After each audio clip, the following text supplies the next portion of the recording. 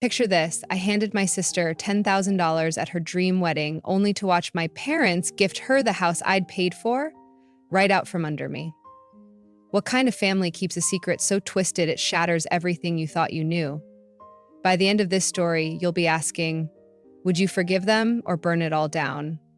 Hit that subscribe button and help us reach our first 1,000 subscribers. I need you in this with me. The leaves were falling in golden spirals outside the windshield as my husband Mark and I drove down the winding road toward Willow Creek Farm, a rustic wedding venue tucked away in the Oregon countryside.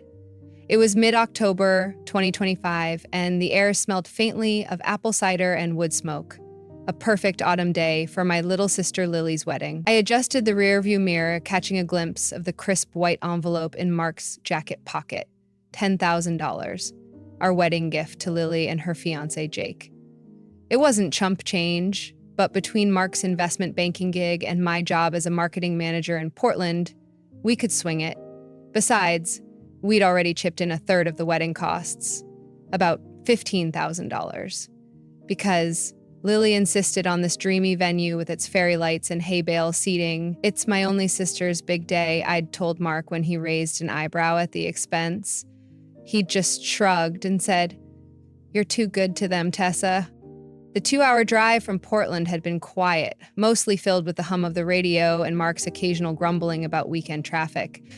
I didn't mind. It gave me time to think about the day ahead. Lily in her white dress, Mom fussing over Dad's tie, the whole family together for once. But as we pulled into the gravel lot, tires crunching over fallen leaves, a strange feeling tugged at me. I couldn't place it yet, just a little twist in my gut, like when you know you've forgotten something but can't figure out what. We parked next to a row of pickup trucks and sleek sedans, the kind of mix you'd expect at a small-town wedding with big city guests. Mark grabbed his jacket, patting the pocket to make sure the envelope was still there, and we stepped out into the crisp air. The venue was picture perfect. A red barn strung with lights, a wooden arch draped in white roses, and a crowd of people milling around with drinks in hand.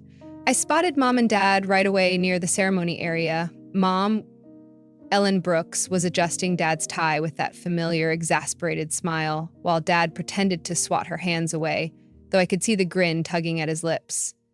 They looked radiant. That's the only word for it. Mom's face glowed like she'd just won the lottery, and Dad seemed 10 years younger, his usual slump replaced with a bounce in his step. "Wow," Mark muttered beside me, slipping his arm around my waist. "They are really in their element today. Ha!" "Yeah," I said, forcing a smile. "They love a good wedding." But as we walked closer, that twist in my gut tightened. I couldn't shake the memory of my own wedding 5 years ago, a smaller affair at a Portland hotel. Mom had been pleasant enough, sure, fussing over my veil for about 5 minutes before getting distracted by a cousin's baby. Dad had given a short, awkward toast. They'd been there, but they hadn't glowed like this. Not even close. I pushed the thought away. This wasn't the time to drag up old feelings. Today was about Lily. The ceremony started right on time, and it was flawless. Lily floated down the aisle in a lace gown that hugged her frame, her blonde curls catching the sunlight. Jake, all broad shoulders and nervous grins, couldn't take his eyes off her. I sat between Mom and Mark, clapping along with everyone else as they said their vows. Mom dabbed her eyes with a tissue, whispering to me, "Isn't she just perfect?" I nodded, but my mind wandered. Perfect. That's what they always said about Lily. Perfect grades, perfect smile, perfect everything. Me? I was the reliable one, the one who got stuff done. Not that I minded much. After the vows, we moved to the reception in the barn, where long tables were piled with roast chicken, mashed potatoes, and apple pie. The music kicked up and people started dancing. Lily and Jake first, then Mom dragging Dad onto the floor. I sipped my wine, watching them laugh and twirl when my cousin Jane slid into the seat next to me. She's Mom's niece, a blunt-talking florist from Eugene who never minced words. "Hey, Tessa," she said, swirling her beer. "You holding up okay?" I frowned. "Why wouldn't I be?" She shrugged, her eyes flicking toward Mom and Dad. "Oh, I don't know. Just seems like you're always the one carrying the load around here." That envelope in Mark's pocket? The venue bill? You're a saint, you know that? I laughed it off. It's fine, Jane, it's Lily's day. Sure, she said, taking a long sip, but don't you ever get tired of it? Before I could answer, she leaned closer, lowering her voice. I heard your mom talking to Aunt Linda earlier. Said Lily's the pride of her life. Funny how they never say that about you, huh? Her words hit me like a slap, but I kept my face neutral. They're just excited, I said, though my throat felt tight. Jane raised an eyebrow but didn't push it. She wandered off to grab another drink, leaving me staring at my plate. Was she right? I mean, I knew Mom and Dad loved Lily, adored her, really, but I'd always figured they loved me too, just differently, right? The speeches started soon after. The best man cracked a few jokes, the maid of honor gushed about Lily's kindness, and then Mom and Dad stood up together. Mom tapped her glass with a spoon, her voice carrying over the chatter. We want to thank you all for coming to celebrate our beautiful daughter's wedding, she said, her eyes shining. Lily's always been special to us. Dad nodded beside her, his hands clasped behind his back. Watching her grow into the woman she is today has been our greatest joy. I smiled, nodding along, but something about the way Mom said special made me shift in my seat. Mark must have noticed because he squeezed my hand under the table. I told myself I was being oversensitive. Of course they loved Lily. They loved both of us. As the applause died down, I caught a snippet of conversation from the table behind me. Mom's voice, low and conspiratorial, talking to Aunt Linda again. Lily's the best thing we ever did, she said, and I swear I heard a pause before she added, worth every sacrifice. What did that mean? I turned to ask Mark if he'd heard it too, but he was already standing to grab us more drinks. By the time he got back, I'd convinced myself it was nothing, just wedding day emotions running high, but as I watched Mom hug Lily, her face lit up like a Christmas tree, I couldn't shake the question gnawing at me. Had they ever looked at me like that? I started to wonder if I was imagining this gap between us or if it'd been there all along, waiting for a day like this to crack wide open. The barn was buzzing with laughter and clinking glasses as the reception rolled on. Mark and I sat at our table, picking at slices of apple pie while Lily and Jake swayed to a slow song on the dance floor. The fairy lights overhead cast a warm glow, and for a moment, I almost forgot the unease that had been simmering since the ceremony. Almost. Mom and Dad were back at the head table, chatting with relatives, their faces still bright with that radiant pride I couldn't unsee. I tried to focus on the happiness of the day. Lily deserved this, didn't she? But Jane's words kept echoing in my head. Don't you ever get tired of it? I shook it off. This was a wedding, not a pity party. Then Mom stood up again, tapping her glass with that same spoon. The room quieted down, all eyes on her and Dad. We have one more thing to say, she announced, her voice trembling with excitement. Dad stepped closer, resting a hand on her shoulder like they'd rehearsed this. Lily, Jake, Mom continued, reaching into her purse and pulling out a stack of papers.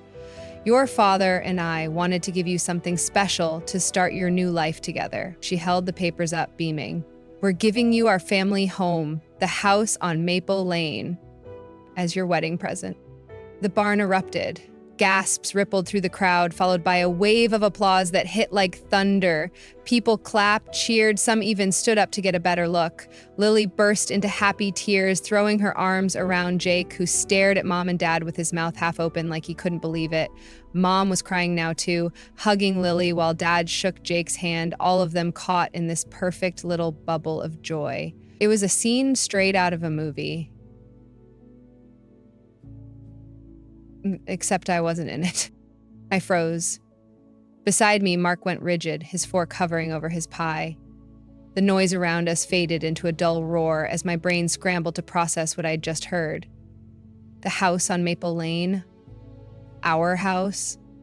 The 3-bedroom cabin with the creaky porch swing. And the backyard where I'd spent summers painting the fence with Dad. The house I'd been paying the mortgage on for the last 5 years. Every month, $1,200 wired from my account because Dad's hours got cut at the lumber mill and Mom's arthritis made her receptionist job impossible.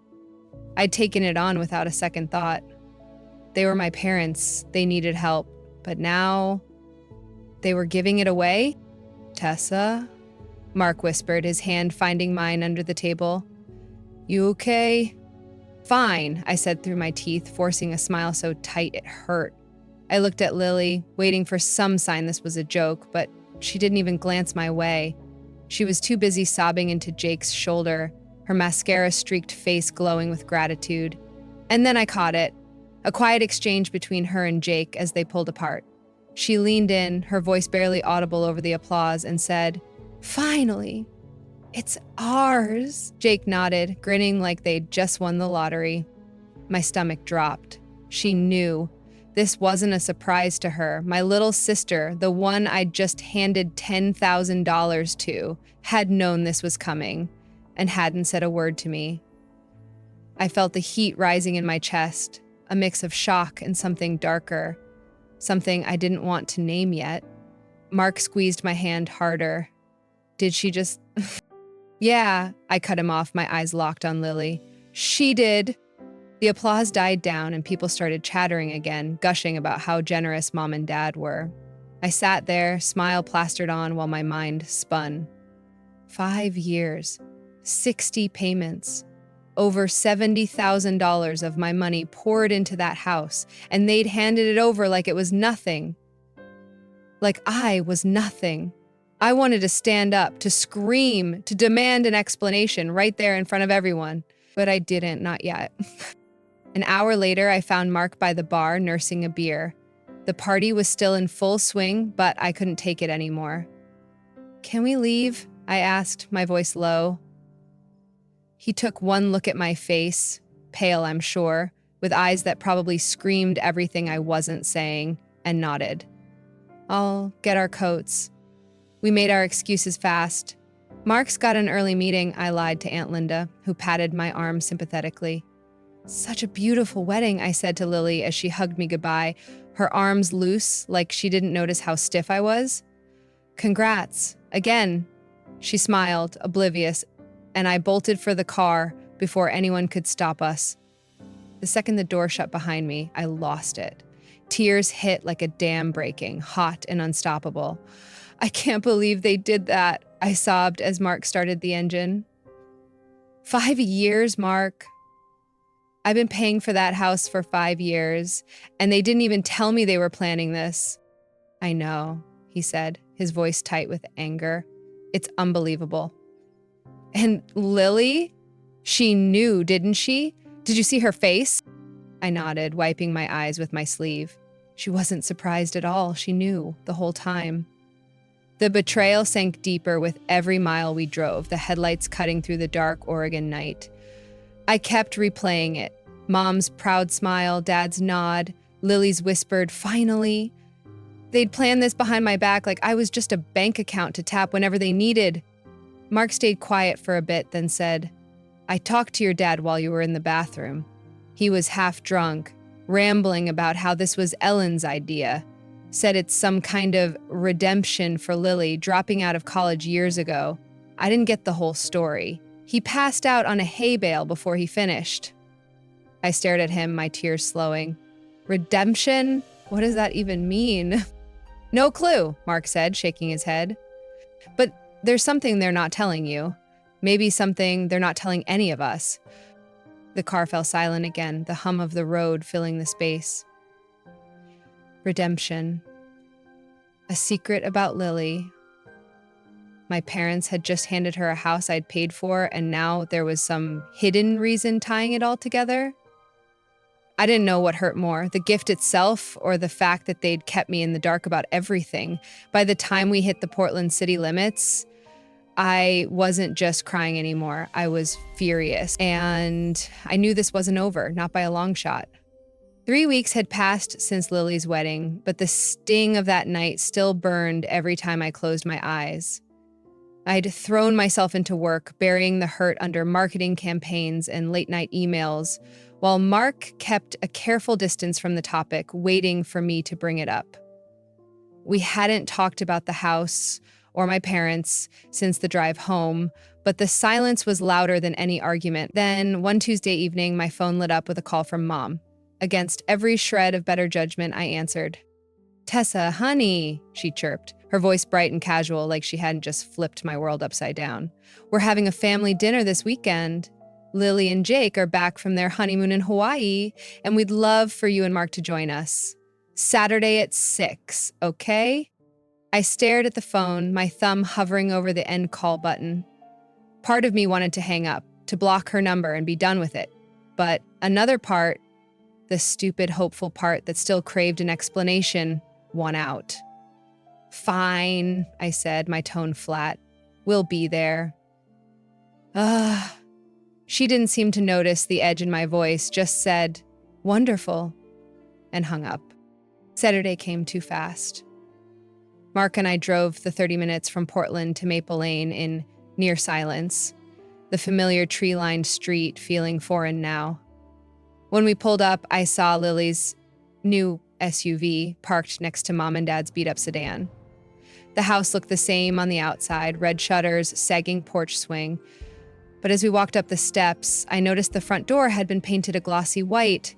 Lily's touch, no doubt. I hesitated before ringing the bell.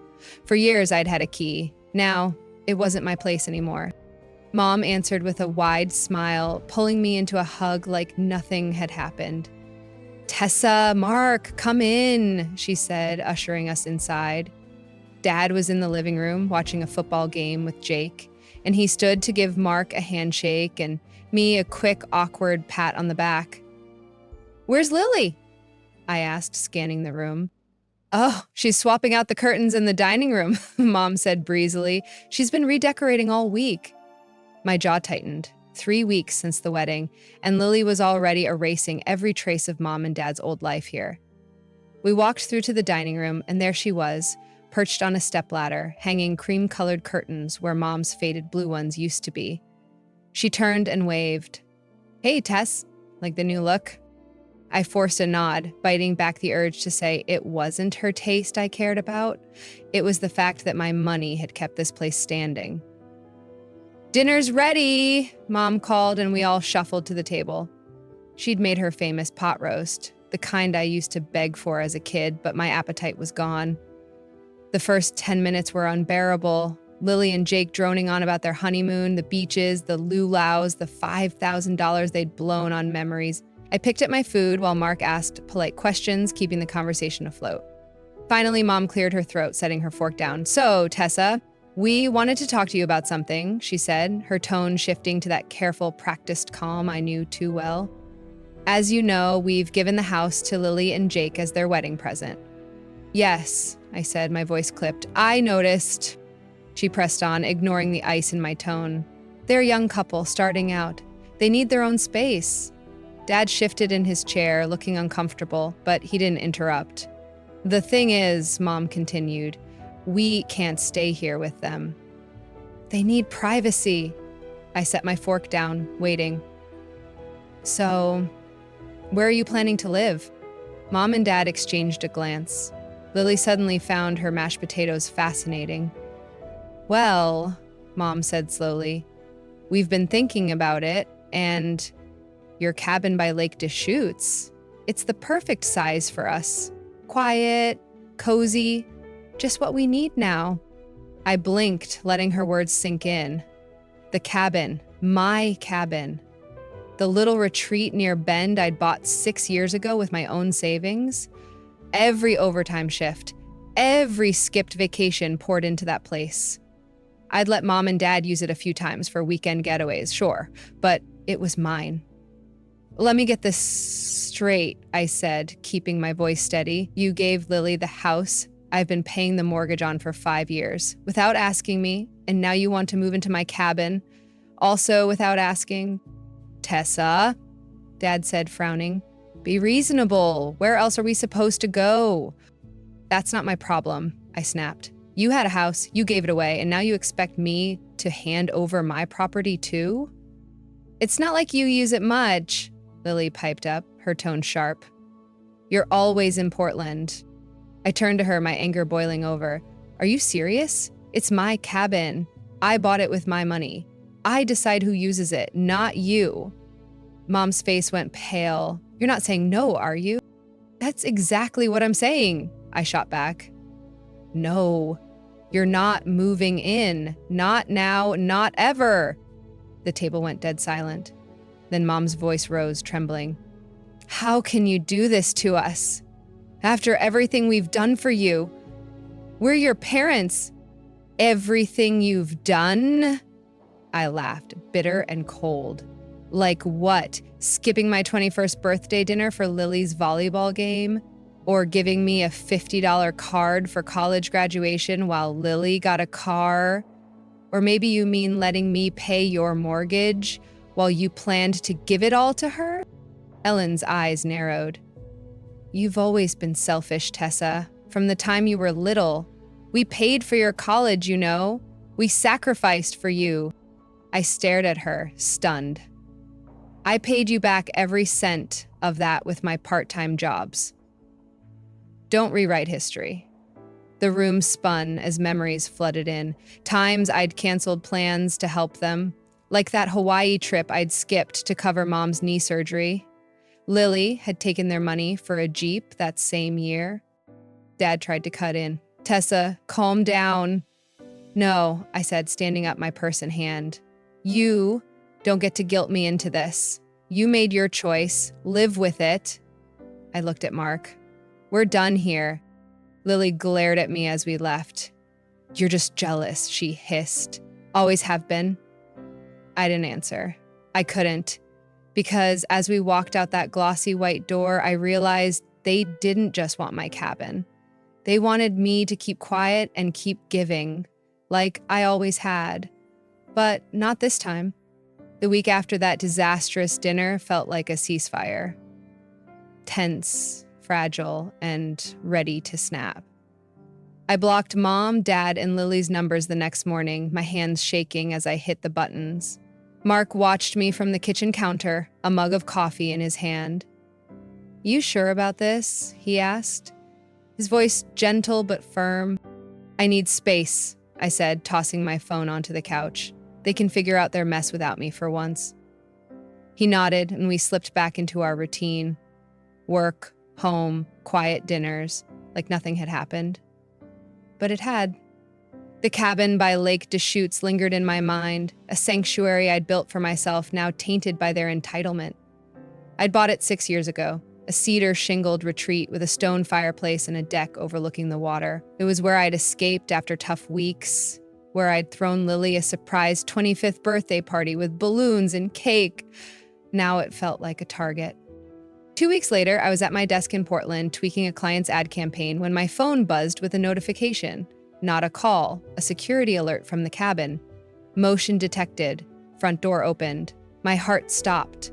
I opened the app, fumbling with the screen. The timestamp showed 2:17 p.m., 10 minutes ago. The live feed flickered on, the front door ajar, a shadow moving inside. No one was supposed to be there. I hadn't been up since summer, and Mark was in a meeting across town. Then my phone rang. Security. Miss Harper, this is Ryan with Safeguard, a calm voice said. We've detected entry at your property on Lake Deschutes Road. Is this authorized?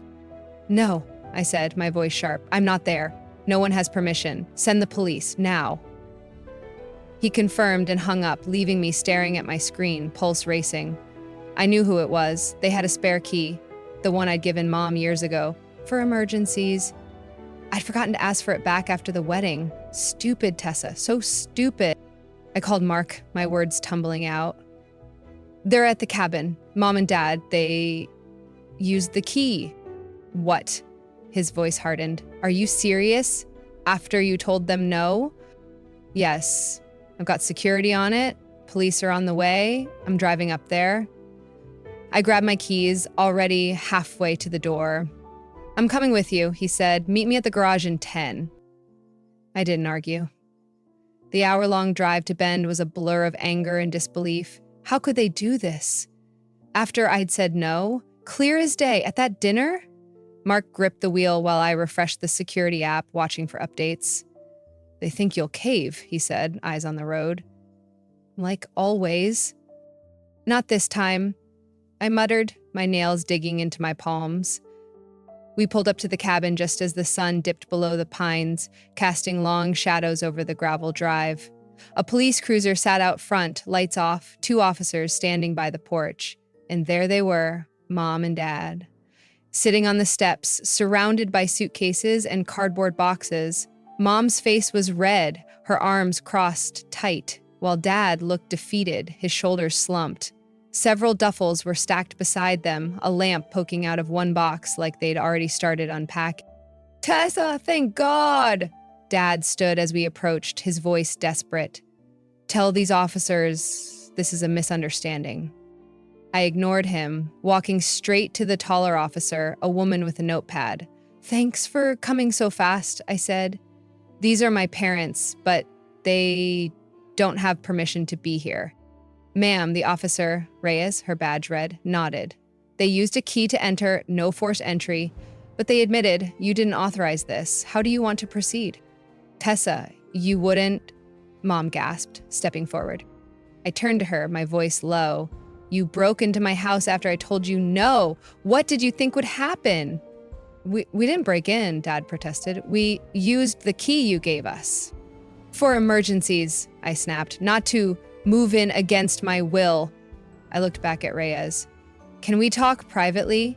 She nodded and we stepped aside, leaving Mark to watch my parents. "I don't want to press charges," I said quietly. "They're still my parents even if they're acting insane, but I can't have them here." "Can you remove them?" Reyes nodded. "We can take them to the station, give them a trespassing warning, and release them after a few hours. No charges, but it'll scare some sense into them." "Do it," I said, glancing at Mom, who was now yelling something at Mark. "They need a wake-up call." Back by the porch, Mom's voice hit a new pitch. "This is your fault, Tessa. If you just let us stay here like we planned, we wouldn't be treated like criminals." "My fault?" I stared at her, incredulous. "You gave away a house I paid for, then tried to take mine. How is this on me?" "You're so arrogant," she shouted, ignoring my point. "We raised you better than this." "Stop," I said, my voice cutting through hers. "You're embarrassing yourself. You tried to move into my house after I said no, and now you're yelling at me in front of cops? Think about that." She clamped her mouth shut, but her eyes blazed. I turned to Reyes. "Please, take them." The officers moved in, guiding Mom and Dad to the cruiser. Mom protesting, Dad silent.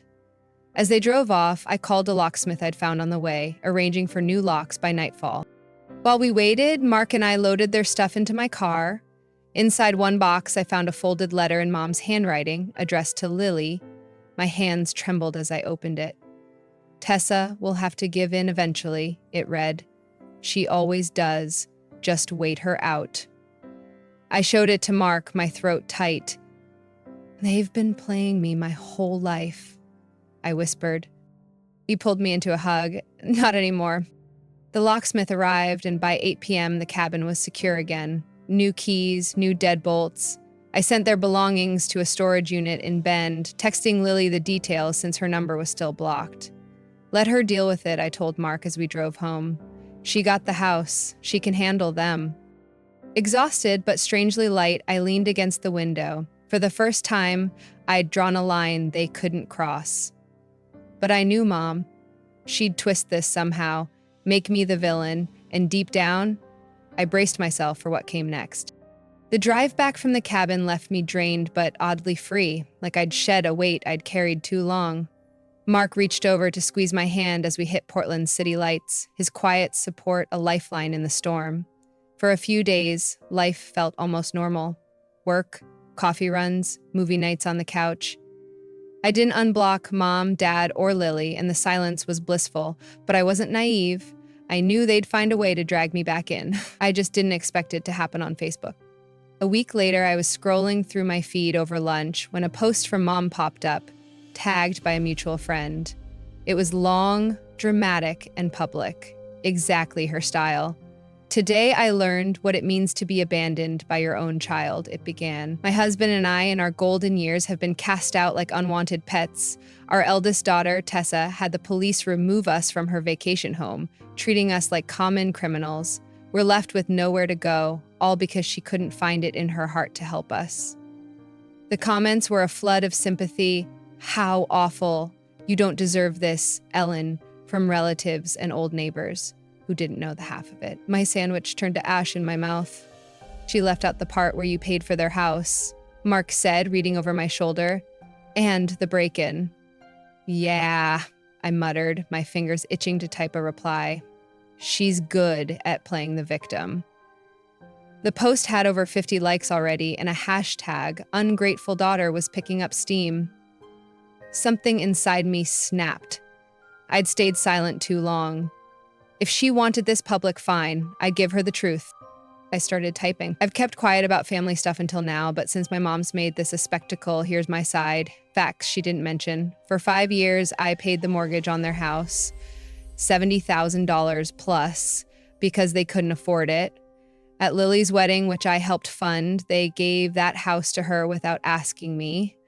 Then they demanded my cabin by Lake Deschutes, also without asking. When I said no, they used a spare key to move in anyway, triggering my security system. The police removed them because it was trespassing, not because I'm heartless. I paid for a storage unit for their stuff. If they need a place, maybe ask Lily. She's got a 3-bedroom house now, thanks to them and me. I ended it with, family's about respect, not taking what you want because we're related. I'm done being their I hit post, my heart pounding. Mark gave me a thumbs up. About time, he said. The response was instant. Comments rolled in. Even Dad's old fishing buddy. Wait, you paid their mortgage? That's so unfair. I had no idea, Tessa. A local Portland influencer with 20K followers shared it, and suddenly my inbox was flooded with support. Mom's narrative cracked, but I didn't feel triumphant. Just tired. Airing this mess didn't fix it. 2 days later, my cousin Jane called. Hey, you okay? She asked. Your parents tried going back to Maple Lane, but Lily wouldn't let them in. I sat up on the couch, surprised. Seriously? Yeah, she told them it's her house now, no room for them. They're in some rundown apartment in Salem now. Your mom's back at work. Full-time, at a grocery store, to cover rent. I didn't know what to feel. Part of me thought they deserved it. They dug this hole themselves. But another part, the one that remembered Mom's pot roasts and Dad's dumb fishing stories, ached. Thanks for the update, I said, hanging up. Mark raised an eyebrow when I told him. Karma, he said simply. But you don't look happy about it. I'm not, I admitted. I thought I would be, but they're still my parents. Over the next few weeks, my phone buzzed with their calls. Mom, Dad, even Lily once. I let them go to voicemail, not ready to hear their voices. The hurt was too raw. One night, as Mark and I brushed our teeth, he asked, You think you'll forgive them? Maybe, I said, rinsing my brush. Someday. Not for them. For me. This anger's heavy, but Lily? That's trickier. She knew everything and still let it happen. He hugged me from behind. At least you see them for who they are now. No more guessing. He was right. The illusions were gone, and that clarity, painful as it was, felt like freedom. The next morning, another call from Mom. I let it ring, but the voicemail popped up after. Her voice was small, shaky, not the commanding tone I knew. Tessa, we made a mistake, a big one. I know you're mad, and you should be. Please call us. We need to talk. I deleted it, but her words lingered. Then 2 days later, my phone rang again. Lily this time. I answered, too curious to ignore it. Pess, she said, her voice tight. I sold the house. I nearly dropped the phone. What? Yeah, last week. Got a good price, bought a condo in Eugene. Smaller, just for me and Jake. She paused. Mom and Dad flipped out, but I told them They need you, not me. Always have. I stood there speechless. You sold it. After everything? It's my house, she said, echoing my own words from that dinner. My choice. She hung up before I could respond, leaving me staring at the wall. They'd lost Maple Lane, the house I'd paid for, the one they'd pinned their future on. And Lily had walked away. That night, a letter arrived, Dad's handwriting on the envelope. I opened it, hands unsteady. Tessa, it read. I'm sorry. Ellen's been a mess since Lily dropped out of college. We thought spoiling her would fix us. It didn't. We were wrong about everything. Please don't hate us. A tear hit the page. I tore it up, but kept the envelope, tucking it into a drawer. I listed the cabin for rent the next day. The extra cash would be nice, and I liked the idea of strangers enjoying it, new memories to replace the old ones. As for my family, I wasn't ready to call back. Maybe someday I'd forgive them, set boundaries, let them in on my terms, but not today. Today, I was learning to choose myself, and that was enough.